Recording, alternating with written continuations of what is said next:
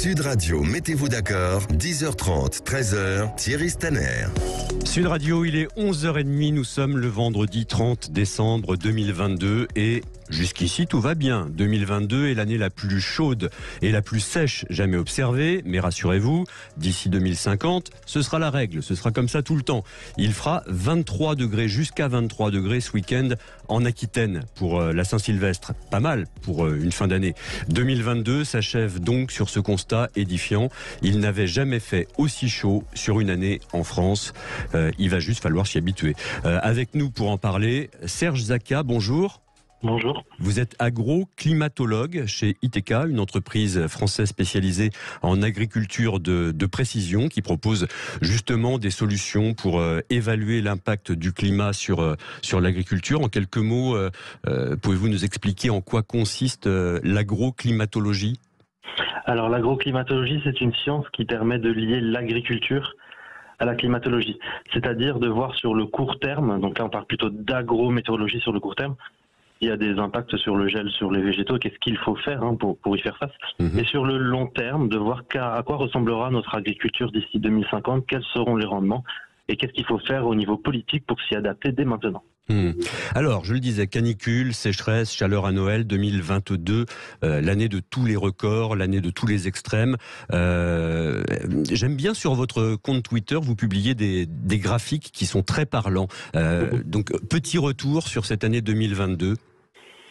Oui, alors l'année 2022, la plus chaude et la plus sèche, il ne faut pas regarder seulement la température moyenne, il faut regarder aussi les extrêmes thermiques au sein de l'année. On a eu 11 périodes où les températures ont dépassé les plus 5 degrés par rapport aux normes, ce qui est énorme.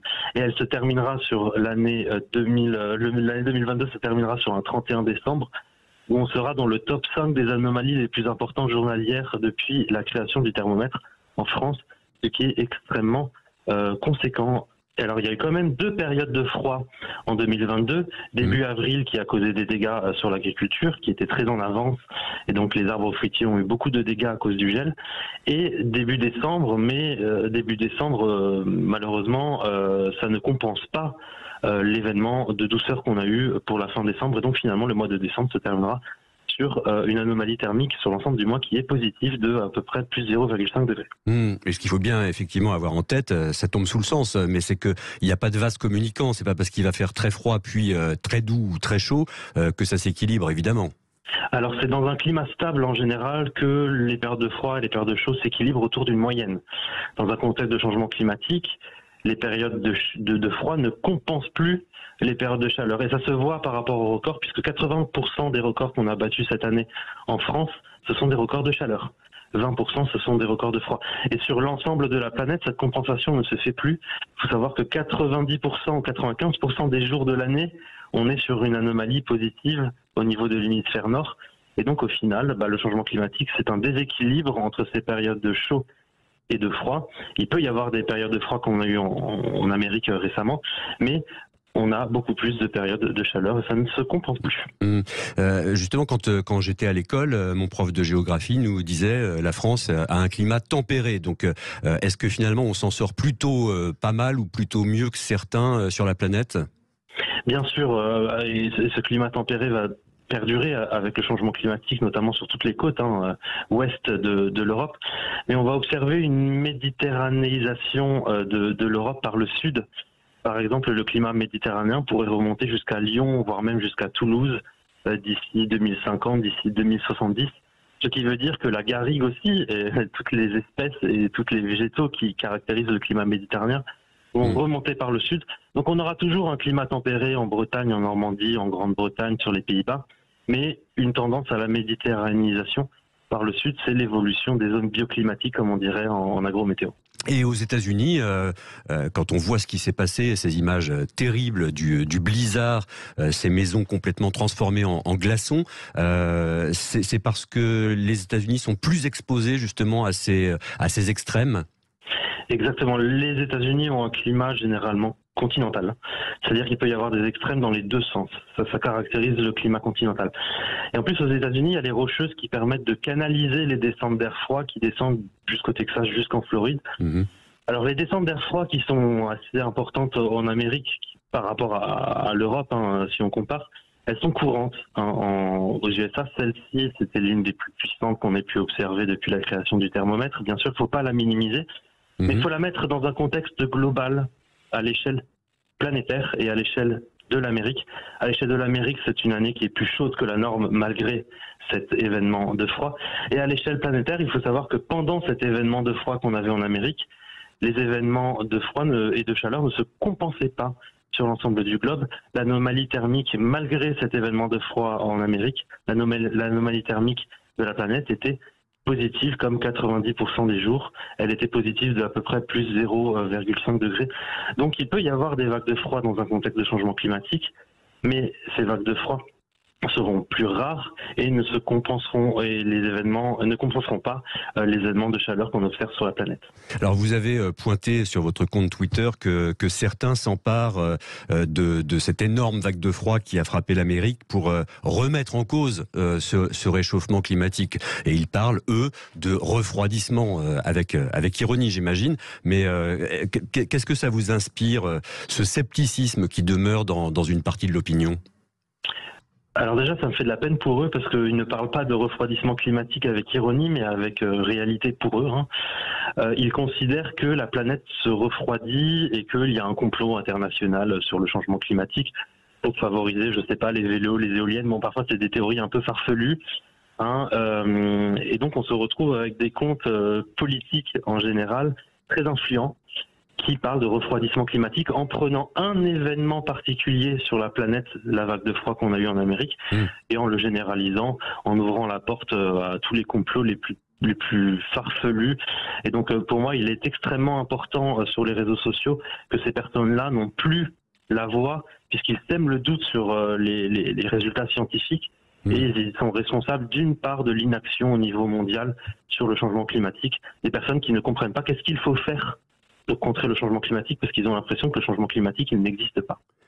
Oui, effectivement. 0826 300 300, vous n'hésitez pas à nous appeler pour parler de ce réchauffement climatique, de ce climat de dingue qu'on a connu en 2022, de cette fin d'année extrêmement douce. Si vous êtes au sport d'hiver privé de ski, vous nous appelez aussi pour témoigner. Et on accueille Alain. Bonjour Alain. Oui, bonjour. Vous nous appelez de Lyon. Oui. Et vous vouliez vous exprimer sur ce sujet de la météo ou globalement du réchauffement ? Il faut évoquer déjà plus que le réchauffement, c'est un dérèglement. C'est-à-dire qu'on n'est plus l'histoire du réchauffement, c'était à la rigueur il y a quelques dizaines d'années, maintenant on est passé à un dérèglement. On vient d'en avoir la preuve actuellement. Il a fait moins 40 aux États-Unis et là ils vont avoir plus 10, plus 15. Ils risquent d'avoir des inondations maintenant après avoir eu 2-3 mètres de neige. On est dans un dérèglement, il ne faut pas mélanger la météo et le climat. La météo est un effet à très court terme, journalier, sur quelques jours. Le climat est une action sur une période longue et une évolution. Et là, les climato-réalistes, parce qu'ils s'appellent même plus climato-sceptiques, dont votre invité vient de faire allusion, eux se contentent, parlent de météo et cherchent des points météo précis pour essayer d'en faire une définition climatique. Vous en connaissez, vous, personnellement, des climato-sceptiques ou climato-réalistes, comme vous les appelez ? Non, ceux-là, je les fuis comme la peste. Là, je dois avouer que j'ai aucun contact avec eux et je cherche absolument pas à en avoir. Enfin, si, dans certaines, malheureusement, dans certaines manifestations, il y a des climato-réalistes ou climato-sceptiques qui sont là et qui tiennent des arguments tels qu'ils viennent d'être évoqués sur votre plateau, quoi. Vous-même, dans votre vie quotidienne, Alain, vous avez modifié des comportements sous le coup de l'inquiétude de ce dérèglement ? Moi, je suis pas du tout inquiet. Moi, je viens d'un milieu scientifique. Alors, moi, personnellement, je suis pas du tout scientifique, mais je viens d'un milieu vraiment scientifique. Et donc, depuis mon plus jeune âge, j'ai été éveillé à la situation. Et moi, j'ai changé mon comportement, mais déjà depuis des dizaines d'années. Je donne un exemple qui est très flagrant. Bon, j'ai 64 ans. J'étais on va dire un skieur d'un certain niveau. Je faisais partie des précurseurs dans ce qu'on appelait le ski extrême à l'époque, qui est devenu le freeride et ainsi de suite. Aujourd'hui, j'ai arrêté de skier en 1980. J'ai plus jamais skié depuis, parce qu'un jour, en 80, après avoir fait justement des pistes un peu spéciales, Je me suis retourné, je lui ai dit, mais qu'est-ce que tu es en train de faire? C'est quoi ce délire? Faut foutre la paix à la montagne, et je suis parti, et j'ai plus jamais skié, par exemple. Merci beaucoup Alain pour votre témoignage au 0826 300 300. Serge Zaka, les sports d'hiver cette année, c'est plutôt de la neige artificielle sur certaines pistes. Alors, on a pu l'observer par les webcams ou par des photos de touristes qui sont présents sur place. Oui, on s'acharne en fait en moyenne montagne, notamment dans les Vosges, dans le Jura, dans le Massif central. On s'acharne à vouloir utiliser, on va dire, l'eau présente plutôt pour faire des pistes artificielles, alors que ces pistes-là, elles n'ont pas lieu d'être puisqu'il n'y a pas de neige autour. Donc c'est des photos un peu lunaires où on voit juste des tracés dans la montagne. Donc voilà, le changement climatique, c'est aussi ça, c'est aussi savoir faire évoluer l'économie de la montagne, bien sûr ne pas la faire disparaître, c'est pas une question de la faire disparaître, mais c'est de la faire évoluer vers d'autres aspects économiques comme la randonnée, comme d'autres aspects, le tourisme vert, on va dire, puisque même en hiver, certaines zones de moyenne montagne auront beaucoup moins. Il y aura toujours de la neige certaines années, bien sûr, mais il y aura beaucoup moins de risques de neige d'ici 2050. Et donc ces images qu'on observe dans les webcams, dans les Vosges, dans le Massif central et dans le Jura, seront de plus en plus fréquentes, bien sûr, d'ici 2050. Il y a d'autres zones qui sont pas forcément, qui sont un peu plus privilégiées, notamment les Alpes du Sud où il y a un peu plus de neige, dans les Alpes également, mais les Alpes ont des altitudes beaucoup plus élevées, on va dire. Oui, mais c'est vrai que dans les Vosges et dans le Jura, c'est pas terrible cette année pour aller skier. Bon, il reste le VTT et plein d'autres activités possibles. On parlait des climato-sceptiques ou climato-réalistes, comme les appelait notre auditeur Alain. À l'opposé du spectre, il y a les écologistes radicaux dont on a beaucoup parlé ces derniers mois, qui mettent de la peinture ou du ketchup sur des œuvres d'art, etc., pour se faire entendre. Est-ce que vous les comprenez, ces radicaux ? Alors moi j'ai personnellement un aspect très scientifique dans ma démarche. J'aime bien apporter des chiffres, j'aime bien apporter des posts de réflexion sur Twitter, sur les réseaux sociaux en général. J'aime bien faire des conférences. Donc faire des actions citoyennes, comme on pourrait dire, sur le changement climatique, je ne comprends pas forcément. Par contre, ce que je peux vous dire, c'est qu'il y a une certaine forme, on va dire, de cet extrémisme, c'est qu'on ne les a pas forcément écoutés avant, dans les dizaines d'années qui sont passées. Donc avant, on était dans la discussion, et maintenant, certains extrémismes apparaissent puisqu'il y a une certaine forme d'urgence, une certaine forme politique. Il ne fait pas forcément attention à cette urgence, et donc c'est une façon d'utiliser les réseaux sociaux, c'est une façon d'utiliser les médias pour remettre le changement climatique au centre des intérêts. Est-ce que, question qui me vient, est-ce que cette douceur hivernale peut avoir des effets positifs ? Alors oui, il y a un aspect positif déjà sur l'énergie. Oui, on met moins le chauffage, oui. Voilà, ça c'est humainement centré, on va dire, pour l'homme. Il fait un peu plus doux, c'est plus agréable. Il y a un aspect positif aussi pour l'agriculture, notamment pour la production de fourrage. Puisque le fourrage c'est la prairie, c'est la production d'herbe. Cette production d'herbe répond essentiellement à l'eau et à la température. Donc là, l'eau n'est plus déficitaire dans certaines régions de France. Et donc, la prairie produit. Et c'est extrêmement important parce que ça peut compenser en partie, bien sûr, mais ça ne compensera pas totalement, le manque de fourrage qu'on a eu cet été à cause des sécheresses estivales. Par contre, ça a énormément d'aspects négatifs, notamment le plus important sur l'agriculture, c'est un développement anormal des végétaux qui ne répondent pas à la durée du jour et donc ils peuvent être beaucoup plus développés en mars et en avril que d'habitude et qui seront beaucoup plus sensibles au gel. Oui, bien sûr, le contre-coup. On accueille Guy au 0826 300 300. Bonjour Guy. Bonjour Sud Radio, merci pour cette belle émission. Je vous en prie, merci à vous d'intervenir. Je suis de formation scientifique et aussi de formation artisanale. Donc, vous savez, c'est un peu la logique du terrienne, bon, toute simple. Quand vous produisez des gaz toxiques et vous les envoyez dans l'atmosphère, il n'est nul besoin de sortir d'une grande école pour savoir que ça va avoir des conséquences néfastes. quand vous gaspillez des produits que vous êtes obligé d'ensevelir parce que vous n'arrivez pas à les démanteler, les éliminer, vous savez que vous allez avoir des conséquences néfastes. Par contre, il ne faut pas oublier que la Terre a son climat. Hein, pendant toutes ces millions d'années, il y a eu des changements de climat, donc il faut prendre les deux paramètres en compte. Il y a peut-être aussi, non seulement nous avons effectivement fait du mal à la Terre par la pollution, la dégradation, mais il y a aussi, peut-être, ça tombe en coïncidence, peut-être avec un réchauffement ou un refroidissement décidé par la Terre. D'accord ? Il faut prendre ces deux paramètres en compte et il ne faut pas donc avoir peur, il faut simplement faire les bonnes choses et puis le reste, on ne peut pas y aller contre, hein, c'est la Terre qui décide. D'accord ? Voilà. En gros, vous nous expliquez qu'il ne faut pas regarder le sujet à l'aune de notre petite vie ou même à la lumière de notre civilisation. C'est que la Terre existait avant nous et qu'elle a sa propre vie. Oui, tout à fait. Mais il faut bien être conscient de nos mauvaises actions. Oui, bien sûr. Oui, non, mais qui viennent. Voilà. Vous avez pris la précaution de le dire dès le début de votre intervention, bien sûr.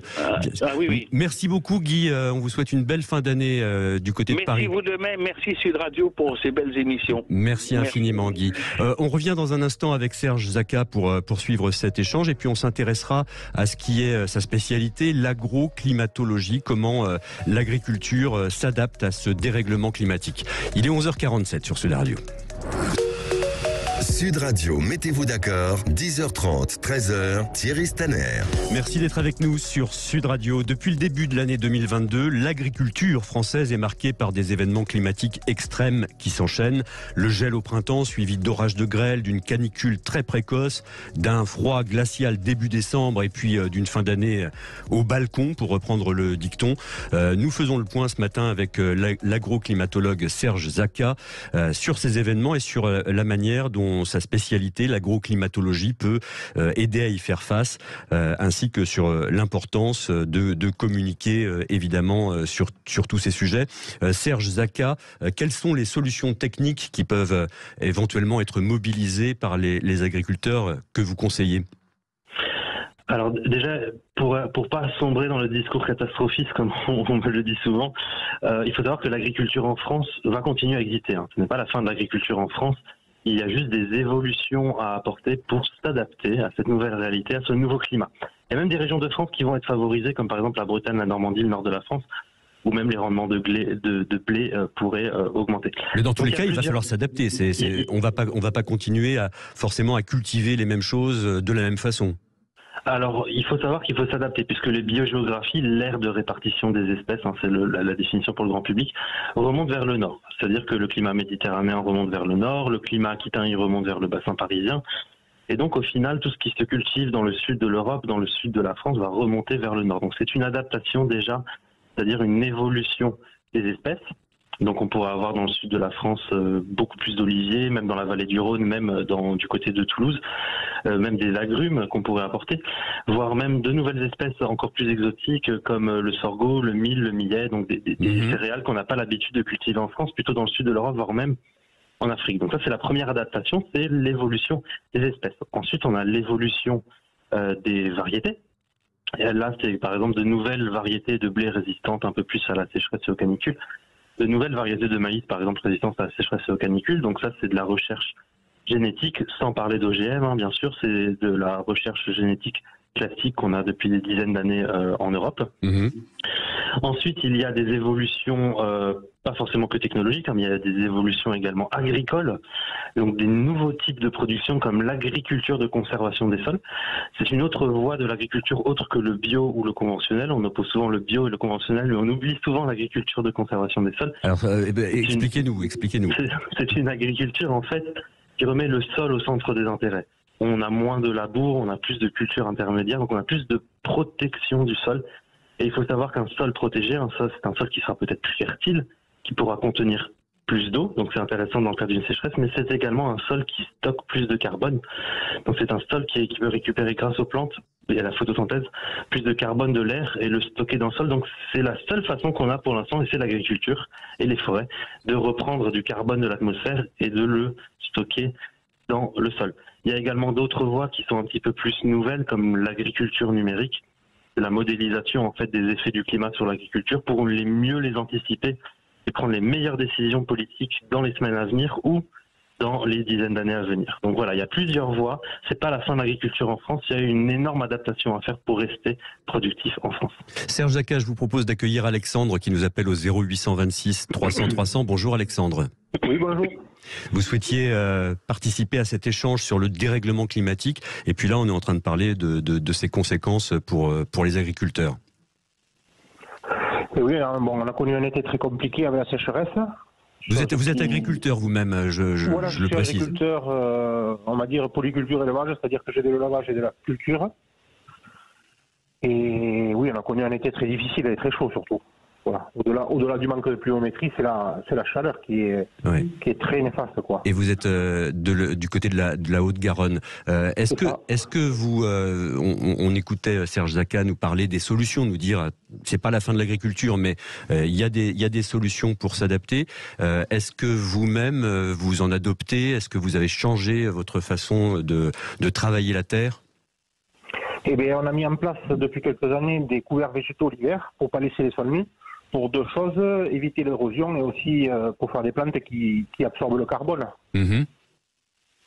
Et sur la sécheresse, par exemple, vous en avez souffert beaucoup cet été. Est-ce que vous avez déniché des solutions? Les animaux ont souffert. Oui. C'est très dur pour eux. Après, la partie céréale, finalement, c'est pas si mauvais que ça. D'accord. Donc vous êtes. Il faut se rappeler que c'est pas d'hier. Mon père s'est installé dans les années 90. Ils ont connu 2 sécheresses coup sur coup. Donc voilà, c'est pas nouveau. Il va falloir qu'on prenne conscience aussi qu'il faut que si on doit produire l'été, il va falloir pouvoir avoir les moyens d'arroser, quoi. Oui, bien sûr, parce qu'il y en aura d'autres, hein, des sécheresses. Quel âge avez-vous, Alexandre, si je peux me permettre? 36 ans. Donc vous êtes un jeune agriculteur, tout de même plein d'espoir pour l'avenir de votre métier face à cette question du climat. Oui. Ah oui. Les gens auront toujours besoin de manger. Ah oui. D'ailleurs, il faut de plus en plus qu'on leur rappelle, parce que aujourd'hui c'est la course au téléphone portable, au numérique, aux vêtements, ceci, cela, mais il faut toujours rappeler aux gens qu'ils auront besoin de manger. Et si possible, ils ont besoin surtout de respecter leurs agriculteurs. Voilà, et si possible, manger local et manger à la bonne saison. Précisons-le. Très court. Merci très beaucoup. Compliqué le local, ouais. Merci beaucoup Alexandre, on vous souhaite une belle fin d'année, très très bonne journée. Serge Jacquat, voilà, on parlait de ces quelques solutions que chacun s'approprie, et notamment sur la question de la sécheresse. On a vu le débat, la polémique cet été sur les fameuses bassines. Comment arriver à composer avec cette sécheresse, avec des solutions comme les bassines ou d'autres? Alors moi je vais être un peu plus modéré que la plupart de mes collègues sur les bassines. Alors on parle de retenue d'eau artificielle ou de bassines suivant les régions. En fait il faut savoir que le changement climatique au niveau des précipitations annuelles en France, on n'a pas d'évolution à la hausse ni à la baisse au niveau national, c'est plutôt une stabilisation des précipitations. On aura toujours autant de pluie, un petit peu plus dans le nord, un petit peu moins dans le sud au niveau annuel, mais au niveau national c'est plutôt stable. Ce qui change avec le changement climatique, c'est qu'il y a plus de pluie en hiver et moins de pluie en été. Or, c'est en été qu'on a les cultures qui sont dans les champs, c'est pas forcément en hiver. Donc, on aura besoin en fait que cette eau qui tombe en excès en hiver soit réutilisée pour l'été, d'où cette solution des bassines, mais qui est pour l'instant, pour moi, une solution partielle. Il va bien falloir gérer l'eau au niveau des territoires, je dis bien au niveau des territoires, pas au niveau local. Il va bien falloir gérer l'eau au niveau des territoires avec le changement climatique. Mais il y a également d'autres améliorations à faire au niveau de l'agriculture, comme le disait l'agriculteur précédent. Alexandre. Et qu'il y a, on va dire que pour avoir accès à cette eau, il va falloir faire évoluer l'agriculture avec une agriculture qui consomme moins d'eau, des espèces, des variétés qui consomment moins d'eau, une agriculture de conservation des sols pour que le sol soit plus protégé, qu'il y a plus de réserves d'eau, on va dire, dans ce sol, avec des couvertures intermédiaires, comme on l'a vu tout à l'heure. Donc il y a aussi une évolution de l'agriculture à faire en parallèle. Il ne faut pas que les bassines soient un système qui permet de faire perdurer le système agricole tel qu'il est, dans un contexte climatique qui ne lui est plus favorable. Il faut faire évoluer à la fois, là, bien sûr, de trouver de nouvelles solutions de gestion de l'eau, mais également de trouver de nouvelles gestions pour une agriculture qui soit plus respectueuse de l'eau. C'est pas qu'elle n'était pas respectueuse avant, parce qu'avant on avait l'eau en quantité pour produire. Oui. C'est que dans ce nouveau système climatique, on n'aura plus forcément l'aisance, on va dire, d'utiliser l'eau comme on l'utilisait avant pour nourrir les Français. Et on voit bien effectivement avec le niveau des rivières, l'étendue du problème. Vous dites que 70% des efforts sont encore à faire pour s'adapter à ce changement climatique. C'est ça. C'est énorme. Oui. Bah, d'ailleurs, c'est pas seulement pour l'agriculture, c'est dans l'énergie, dans le transport, dans les bâtiments. Il y a encore la majorité. On n'a pas fait la moitié des efforts dans toutes les zones de l'économie en France. Il faut savoir que, en fait, je base ce principe-là sur les chiffres qu'on a observés cette année. Au niveau français, on a à peu près -2, -3% de production de blé, ce qui n'est pas énorme, mais il y a de grosses disparités entre les régions du Sud et du Nord. Le Nord, on a +5%, le Sud, on a -10%. Et par exemple, au niveau du maïs, on a -50 à -60% de rendement pour les maïs non irrigués dans le Sud de la France. Si on était adapté au nouveau climat qu'on a eu en 2022, et je rappelle que ce sera le climat classique en 2050, si on en était adapté, on n'aurait pas eu de perte de rendement. Donc en fait, ça montre bien ces pertes de rendement, qu'il y a encore énormément de progrès à faire au niveau de l'agriculture, mais je sais très bien que c'est extrêmement difficile de faire évoluer, c'est pas par téléphone ou par radio que c'est facile à dire, mais sur le terrain c'est beaucoup plus compliqué à appliquer, et les agriculteurs ont déjà fait beaucoup d'efforts bien sûr pour travailler dessus. Et il y a également les consommateurs. Oui, parce que adapter nos modèles agricoles, c'est aussi adapter nos choix de consommation, évidemment. Merci infiniment, Serge Zaka, d'avoir été avec nous ce matin sur Sud Radio. Dans un instant, le journal de midi, et puis on s'intéressera à l'émotion du monde entier après la mort du roi Pelé. À tout de suite.